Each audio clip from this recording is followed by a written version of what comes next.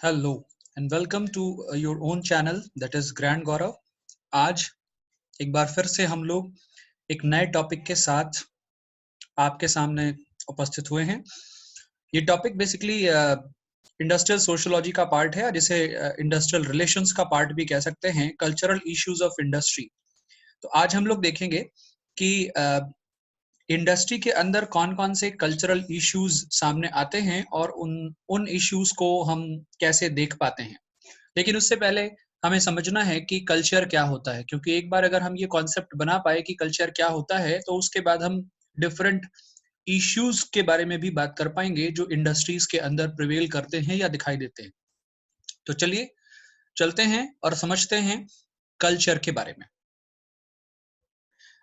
जैसा कि आप स्लाइड पे देख पा रहे हैं, कल्चर के बारे में बहुत सारी चीजें हैं, लेकिन अगर हम कल्चर को पहले अंडरस्टैंड करें या डिफाइन करने के लेवल पे जाएं, तो there are some points on the basis of which we can define them. तो एक एक करके हम इन सारे पॉइंट्स को देखते हैं। सबसे पहले अगर हम बात करें कल्चर की, तो कहते हैं कि culture is a whole complex which includes knowledge, belief, art, morals, customs and any other capability and habits acquired by men as a member of society. तो जब हम कल्चर की बात करते हैं तो हम ये कहते हैं कि सोसाइटी के जो मेंबर हैं, यानी हम मनुष्य, तो हम जितने भी मनुष्य हैं जो सोसाइटी के एक इंटीग्रल पार्ट के तौर पर अपने आप को रिप्रेजेंट करते हैं, हमारे अंदर पाए जाने वाला जितना भी नॉलेज है, जितना भी बिलीफ है, जितना भी आर्ट है, मॉरल है या किसी भी तरह का कस्टम या हैबिट है, वो जितनी भी सारी चीजें हैं वो सभी हमारे कल्चर का पार्ट होती हैं। अब यहाँ पर एक चीज समझना है कि हर इंडिविजुअल के पास अलग अलग नॉलेज, अलग अलग बिलीफ, अलग अलग आर्ट या मॉरल या कस्टम होता है, अलग अलग हैबिट्स होती हैं। तो क्या उन अलग अलग हैबिट्स, नॉलेज, बिलीफ, मॉरल्स को हम कल्चर कह सकते हैं? तो यहाँ पर बात आती है कि कल्चर एक शेयर्ड वैल्यू है। जब भी हम बात करते हैं कल्चर एक शेयर्ड वैल्यू है, इसका मतलब ये है कि वो चीजें जो सोसाइटी के मेंबर के तौर पर हम जितने भी मनुष्य हैं, वो सभी लोग शेयर करते हैं, उन सारी चीजों को ही हम कल्चर का नाम देते हैं। अब नॉलेज अगर है और नॉलेज को हम शेयर्ड बेसिस पे लेके चलें कि एक ही तरह की नॉलेज सब लोग शेयर करते हैं, एक ही तरह का बिलीफ, एक तरह का आर्ट, एक तरह का मॉरल कस्टम या एक तरह की हैबिट, जिसको सोसाइटी के मेंबर्स के तौर पर हम मेन शेयर करते हैं, तो उसे हम कल्चर कह सकते हैं। दूसरा पॉइंट जो है वो कह रहा है कि culture is a symbolic, continuous, cumulative and progressive process. तो जब भी हम कल्चर की बात करते हैं, कल्चर को एक प्रोसेस के तौर पर भी देखा जाता है, क्योंकि कल्चर की जब भी हम बात करेंगे, कल्चर में हमें कुछ ना कुछ सिंबोलिज्म दिखेगा जो कॉन्टिन्यू होगा, जो क्यूमुलेटिव नेचर का होगा और हमेशा ये डायनामिक या प्रोग्रेसिव भी दिखाई देगा। कल्चर को हम accumulation of thoughts, values and objects भी कह सकते हैं। यानी हमें सोसाइटी में अगर एक तरह के विचारों को मानने वाले, एक तरह की वैल्यूज को शेयर करने वाले और एक तरह के ऑब्जेक्ट्स को लेकर के चलने वाले एक ही जैसे बहुत सारे मेंबर दिखाई देते हैं सोसाइटी में, तो हम वहां पर कल्चर की बात करते हैं कि वो कहीं ना कहीं कल्चर से इंटीग्रेटेड हैं, कल्चर से इंटरकनेक्टेड हैं। इसी वजह से कहते हैं कि कल्चर एक फिनोमेना है। ऑर्गेनाइजेशन के अंदर भी, हम अगर ऑर्गेनाइजेशन की बात करें तो ऑर्गेनाइजेशन के अंदर भी कल्चर एक फिनोमेना है, जिसमें हम एक तरह के एक्ट, एक तरह के ऑब्जेक्ट, एक तरह के आइडियाज, एटीट्यूड्स, वैल्यूज या फिर किसी एक तरह के सिंबल की बात करते हैं जो शेयर्ड है। ठीक, तो हम कल्चर को हम किसी एक इंडिविजुअल के लेवल पे डिफाइन नहीं कर सकते।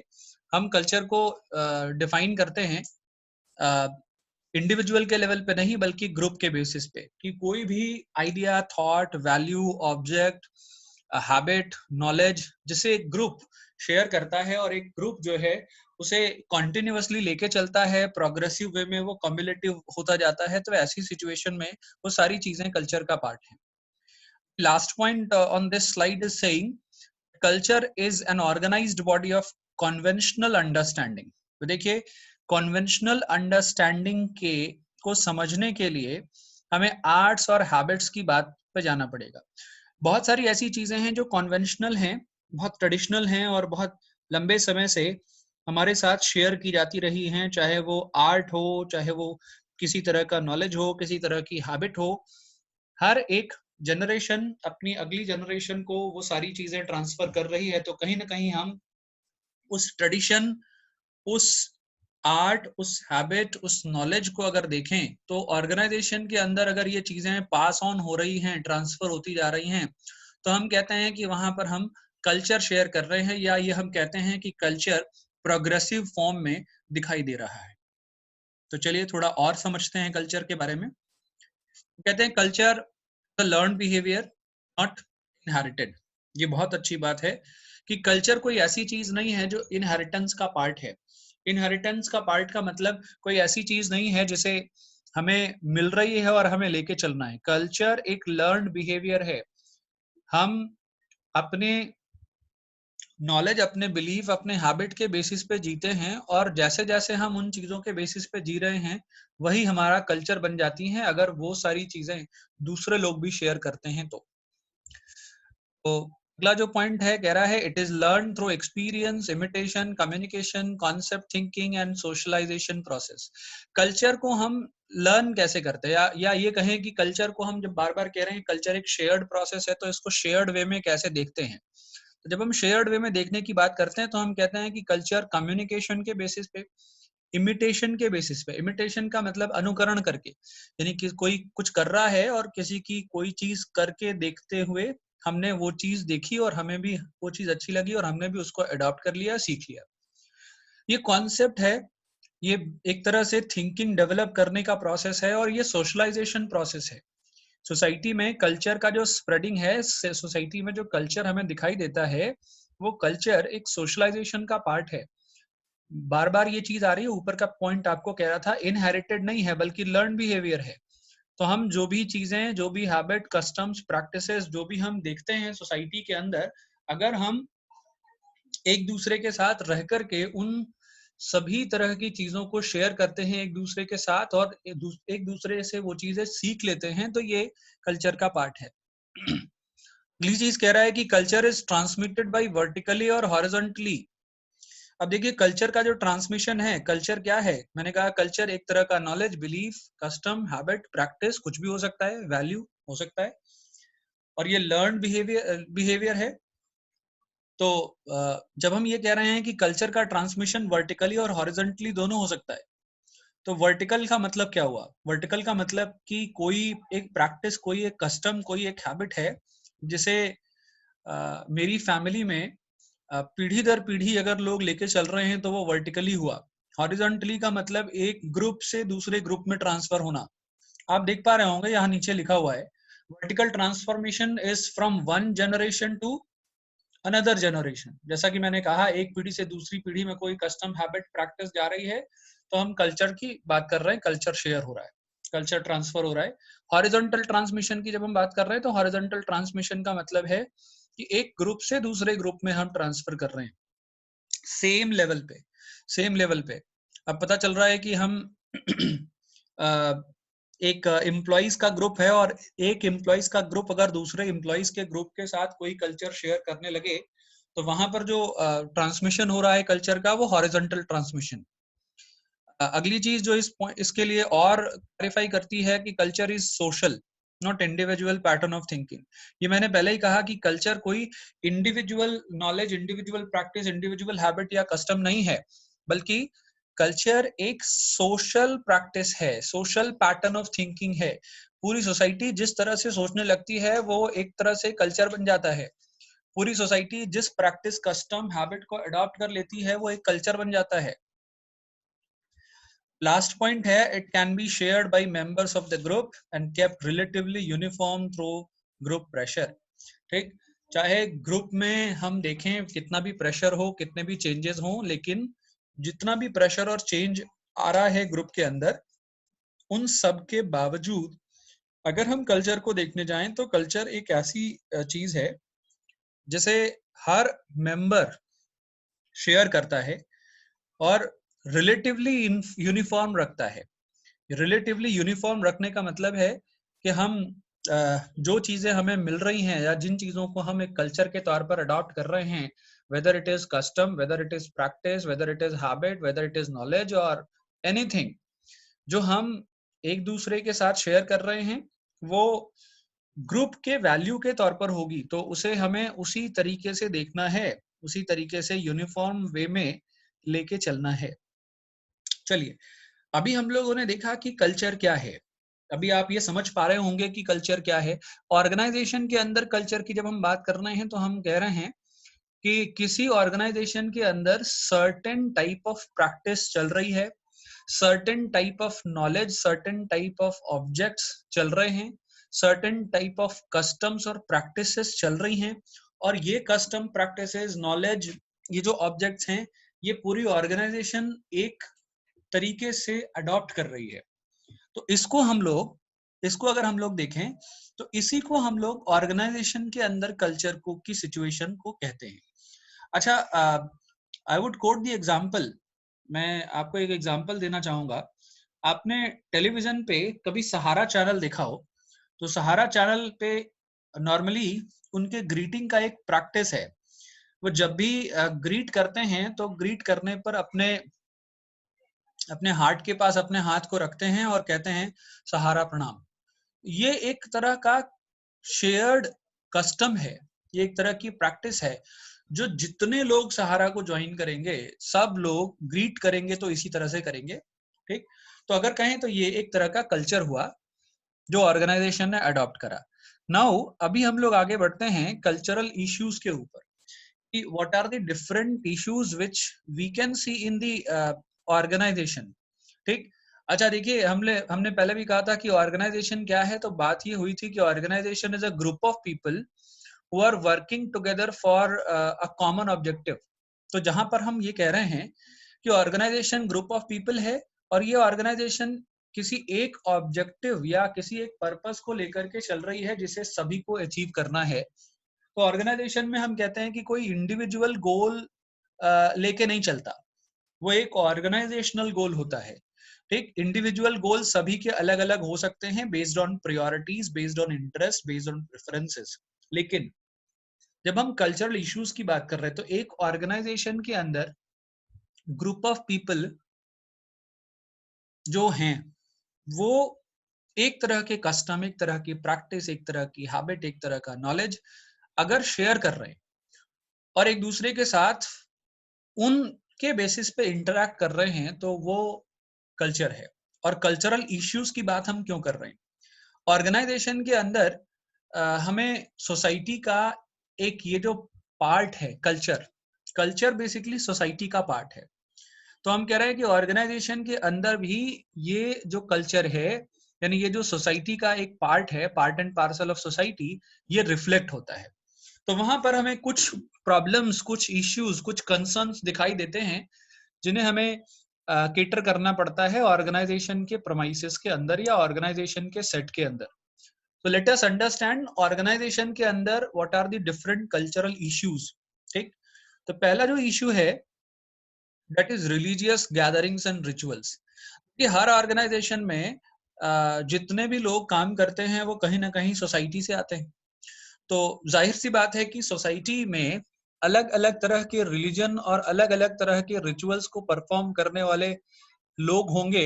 यानी रिलीजन और रिचुअल्स के बेसिस पे जो कल्चर सोसाइटी में लोग शेयर कर रहे हैं, ठीक वही चीजें वो ऑर्गेनाइजेशन के अंदर भी शेयर करते हैं। तो आप ये देख पाते होंगे कि ऑर्गेनाइजेशन को केटर करना पड़ता है रिलीजन के बेसिस पे।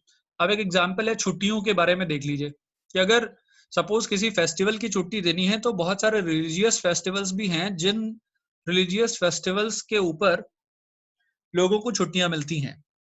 तो एक तरह से वो कहीं ना कहीं रिलीजन लोगों के कल्चर का पार्ट है।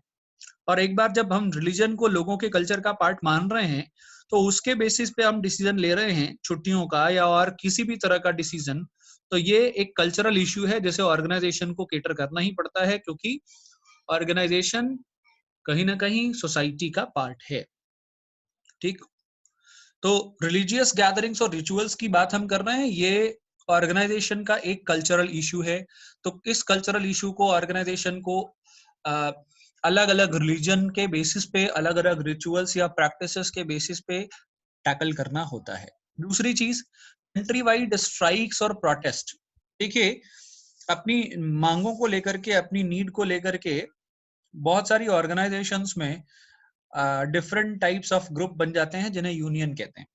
तो अगर हम कह रहे हैं कि वर्कर्स यूनियन है, लेबर्स यूनियन है, एम्प्लॉइज यूनियन है, मैनेजर्स यूनियन है, ये जितने भी तरह के यूनियन हैं, तो ये जितने भी तरह के यूनियन हैं, ये किसी एक कॉमन नीड को लेकर के, कॉमन इंटरेस्ट, कॉमन डिमांड को लेकर के ऑर्गेनाइजेशन के अंदर स्ट्राइक और प्रोटेस्ट कर सकते हैं। तो कहीं ना कहीं ऑर्गेनाइजेशन के कल्चर का एक ये भी पार्ट बन जाता है कि पूरे कंट्री में हमें स्ट्राइक या प्रोटेस्ट जैसी चीज एक तरह की दिखाई देती है। ठीक, ये कंट्री वाइड है, चाहे आप कंट्री वाइड ले लीजिए, चाहे आप ऑर्गेनाइजेशन वाइड ले लीजिए, जितने भी तरह के ऑर्गेनाइजेशन है वहां पर स्ट्राइक और प्रोटेस्ट जैसी चीजें हो सकती हैं। ये कहीं ना कहीं उनके कल्चर का पार्ट है, that they have adopted the kind of practice. अपनी बात को मनवाने के लिए उन्होंने कुछ प्रैक्टिसेस को अडॉप्ट कर लिया कि दूसरे ऑर्गेनाइजेशन इस तरह की चीजें कर रहे हैं अपनी डिमांड को पूरा कराने के लिए, तो हम लोग भी ऐसा कर सकते हैं। And as soon as they thought that this is the right practice to tackle, वो भी इन चीजों को अडॉप्ट कर लेते हैं। World wide flash mobs.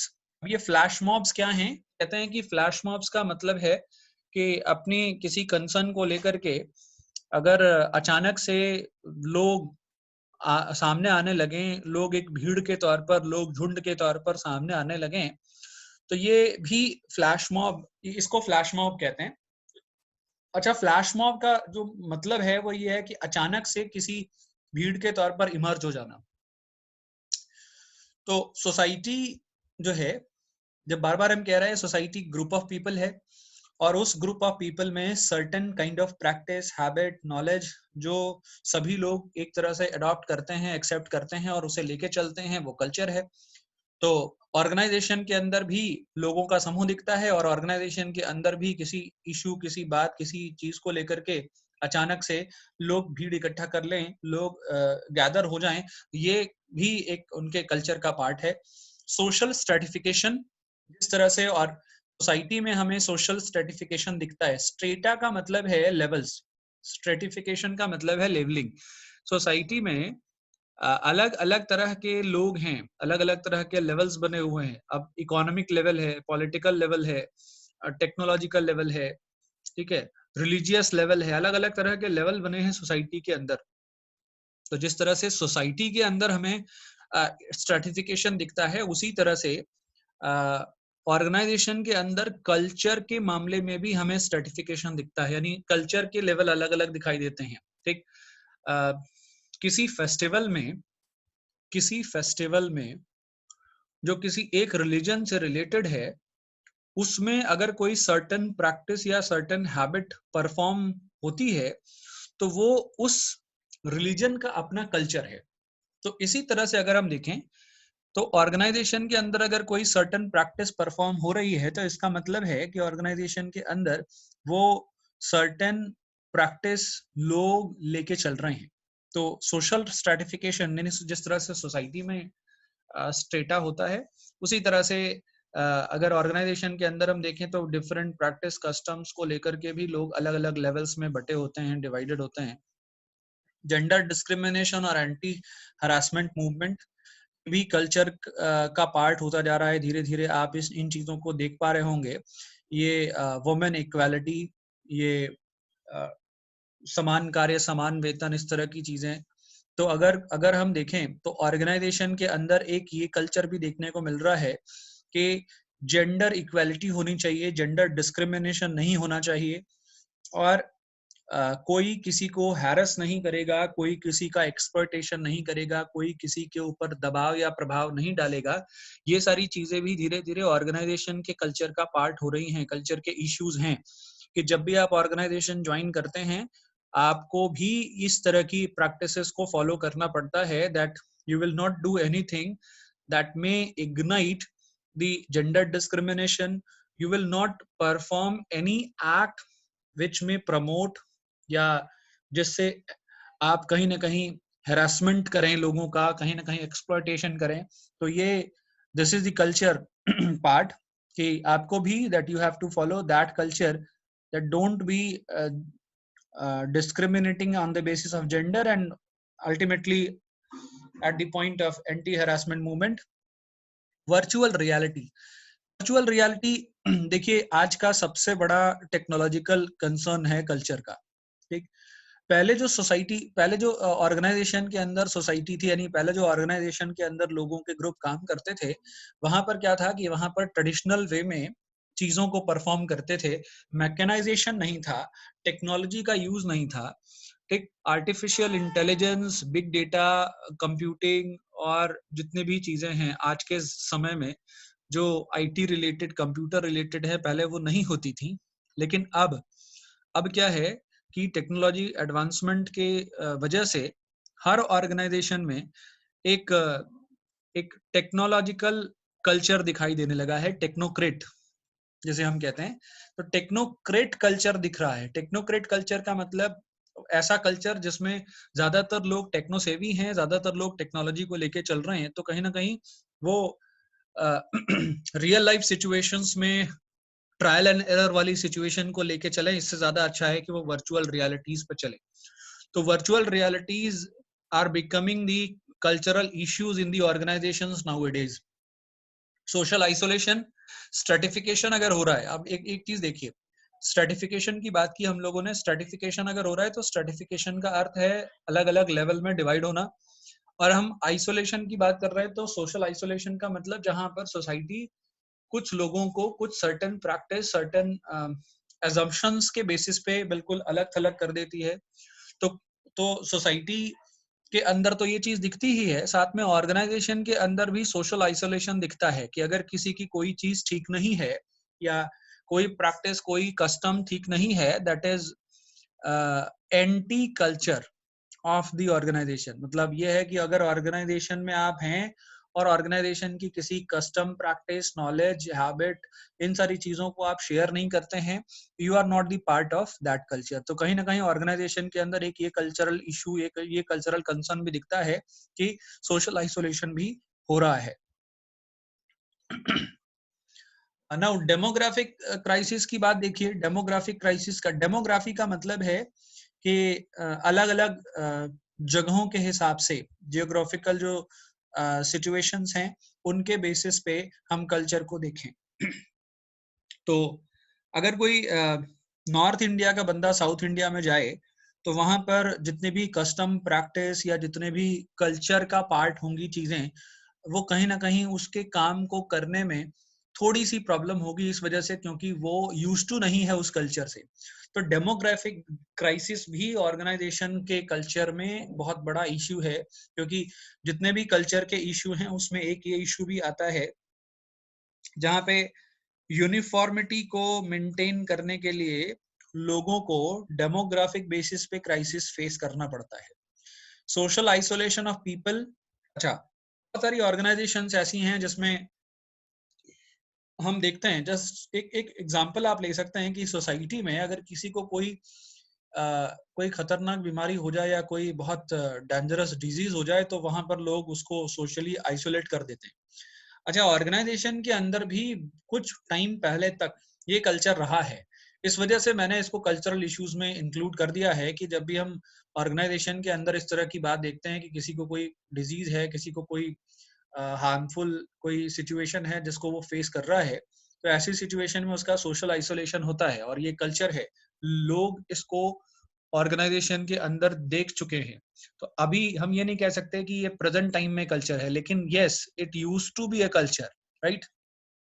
Fight against animal testing, बहुत सारी ऑर्गेनाइजेशंस हैं जो बहुत सारे प्रोडक्ट्स और सर्विसेज बनाती हैं, और बहुत सारे प्रोडक्ट्स और सर्विसेज को बनाने से पहले वो अपने यहाँ R&D करती हैं, जैसे रिसर्च डेवलपमेंट करती है। और रिसर्च डेवलपमेंट करते टाइम वो ये देखते हैं कि क्या एनिमल्स के ऊपर टेस्टिंग होनी चाहिए, क्या नहीं होनी चाहिए।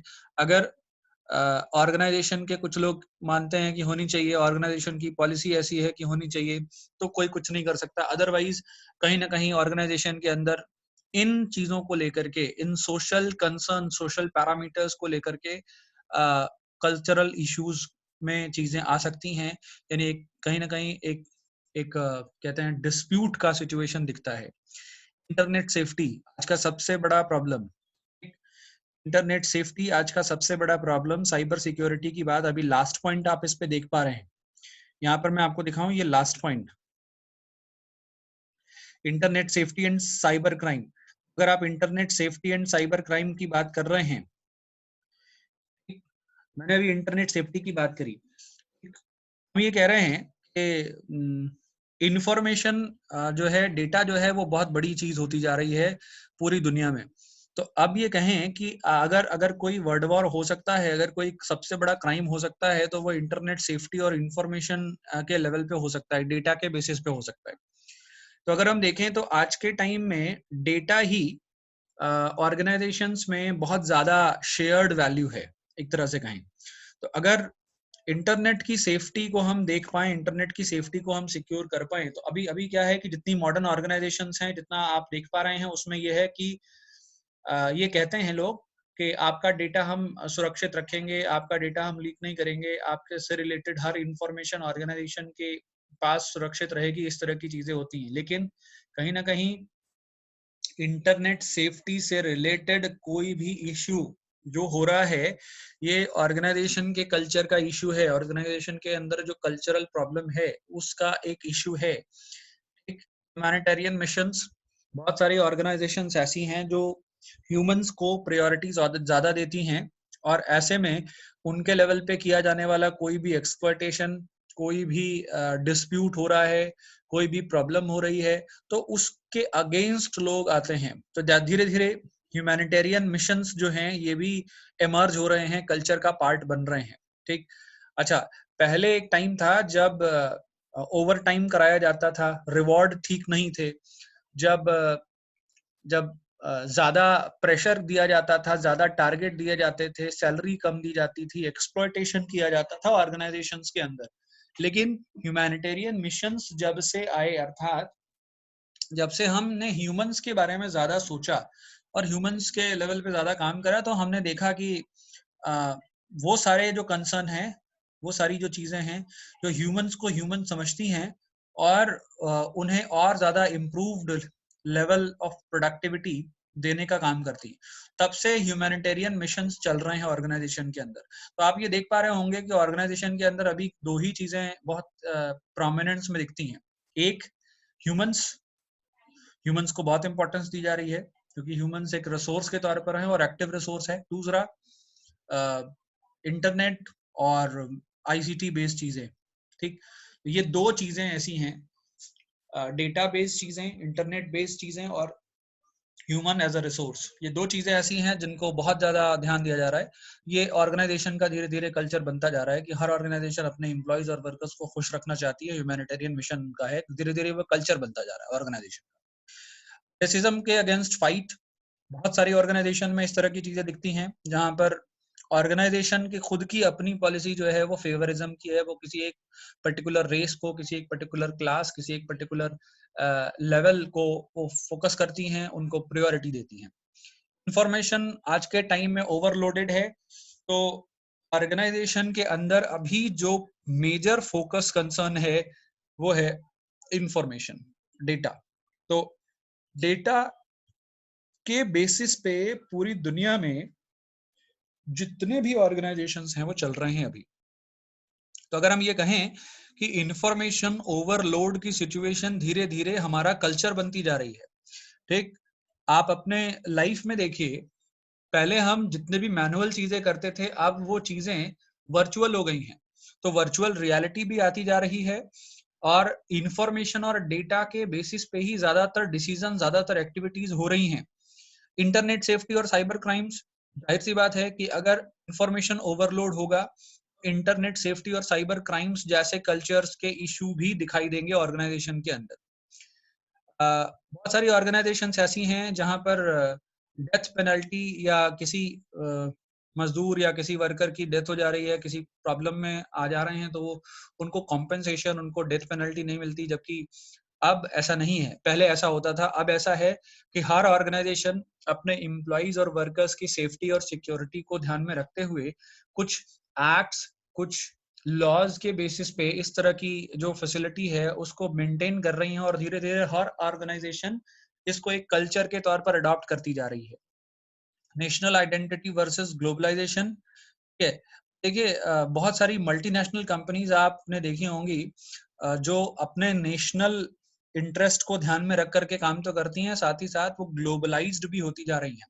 पूरी दुनिया में वो अपने प्रोडक्ट अपनी सर्विसेज पहुंचाना चाहती हैं क्योंकि वो मानती हैं कि उनकी एक ब्रांडिंग जो है वो ग्लोबल कंपनी के तौर पे होनी चाहिए। तो धीरे धीरे कहीं ना कहीं ये कल्चर भी ऑर्गेनाइजेशंस में अक्रॉस ऑर्गेनाइजेशंस दिख रहा है कि पहले तो नेशनल आइडेंटिटी के लेवल पे लोग काम करते हैं और उसके बाद वो ग्लोबलाइजेशन के लेवल पे भी काम कर रहे हैं। तो अब हम ये कह सकते हैं कि जब से ग्लोबलाइजेशन का कॉन्सेप्ट इमर्ज हुआ, तब से हम ये देख पा रहे हैं कि ज्यादातर जो लोग हैं वो फोकस करते हैं कि अपनी आइडेंटिटी को, अपनी ऑर्गेनाइजेशन की आइडेंटिटी को अपने कल्चर के बेसिस पे प्रोमिनेंट किया जाए। वुमेन्स राइट्स और ट्रांस पीपल का राइट बहुत तेजी से दिख रहा है। बीते 10 से 15 सालों में आपने वुमेन्स सेफ्टी, वुमेन्स राइट्स, इस तरह की चीजों को ऑर्गेनाइजेशंस के अंदर देखा। वुमेन्स को स्पेशल राइट्स भी ऑर्गेनाइजेशन के अंदर दिए जा रहे हैं, सिर्फ इस वजह से कहीं ना कहीं organizations are emerging with the concept कि नहीं, वुमेन्स हमारी रिस्पॉन्सिबिलिटी हैं और उनको भी हमें लेके चलना है। तो धीरे धीरे कहीं ना कहीं it it is becoming the part and parcel of the organization that yes, they have to think about the safety and rights about women and trans people. Trans people are those people जिन्हें हम third gender की बात करते हैं। Civil rights, civil rights को expand होना चाहिए organisation के अंदर। इस पर भी बहुत सारे इश्यूज हैं, इस पर भी बहुत सारी चीजें हैं जिसे कल्चर का पार्ट मान रहे हैं लोग। Immigration and रीसोशलाइजेशन। इमिग्रेशन और रीसोशलाइजेशन की जब हम बात करते हैं तो हम कहते हैं कि एक सेट ऑफ कल्चर से दूसरे सेट ऑफ कल्चर में जाना। रीसोशलाइजेशन की जब हम बात करते हैं तो एक सोसाइटी से दूसरे सोसाइटी में जाना और उसको अडॉप्ट करना, ये बड़ा मुश्किल काम है। तो आप ऑर्गेनाइजेशन के अंदर भी इस चीज को देखें तो आप समझ सकते हैं कि किसी एक इंडिविजुअल को एक तरह के काम पर आपने लगा दिया और उसके बाद वो बहुत एक्सपर्ट हो गया, बहुत एफिशिएंट हो गया उस तरह के काम में, और उसकी एक अच्छा ग्रुप बन गया जिनके साथ उसको पूरा कोऑपरेशन और कोऑर्डिनेशन मिलता है। बाद में आपने उस पर्सन की जॉब को चेंज कर दिया। नाउ अब वो पर्सन जहां जाएगा उसे एडजस्टमेंट की प्रॉब्लम होगी और ये एडजस्टमेंट का प्रॉब्लम इमिग्रेशन और रीसोशलाइजेशन की वजह से है। तो ये इमिग्रेशन और रीसोशलाइजेशन जो हमें सोसाइटी के अंदर दिखता है, वही चीज हमें कल्चरल इशू के तौर पर ऑर्गेनाइजेशन के अंदर भी दिखता है। Sustainable consumption on a world wide scale भी है कि पूरी दुनिया के लेवल पे अगर हम देखें तो सस्टेनेबल कंजम्पशन की बात की जाती है, यानी उतना ही यूज करें, उतना ही कंज्यूम करें जितनी रिक्वायरमेंट है और किसी भी तरह के रिसोर्स को बिना हार्म पहुंचाए। तो ये भी कल्चर का पार्ट होता जा रहा है। हर ऑर्गेनाइजेशन सोचती है कि अपने एम्प्लॉयज या वर्कर्स उतनी ही चीजें यूज करें जितना कि ऑर्गेनाइजेशन के इंटरेस्ट में है, जितना कि उनके इंटरेस्ट में है, और कहीं ना कहीं कोई प्रॉब्लम ना हो ऑर्गेनाइजेशन के लिए। ऑर्गेनाइजेशन की प्रोडक्टिविटी और जो इकोनॉमिक, पॉलिटिकल, सोशल जो डेवलपमेंट है ऑर्गेनाइजेशन के अंदर एनवायरनमेंट का, वो होना चाहिए। और जो लास्ट पॉइंट है, राइट्स ऑफ एथनिक माइनॉरिटीज, ये भी बहुत है। बहुत सारी एथनिक माइनॉरिटीज हैं जो अपने अपने कंसर्न्स को लेकर के कभी ना कभी ऑर्गेनाइजेशन के सामने आती रहती हैं। तो ये भी एथनिक माइनॉरिटीज के राइट को सोचना और उसके ऊपर काम करना, डिसीजन लेना धीरे धीरे ऑर्गेनाइजेशन का पार्ट होता जा रहा है, राइट। तो अभी आप लोगों ने इतनी सारी चीजें पढ़ी है, अभी के लिए बहुत बहुत धन्यवाद। आशा करता हूं कि आपको ये जो वीडियो रहा है ये बहुत ही ज्यादा पसंद आया होगा।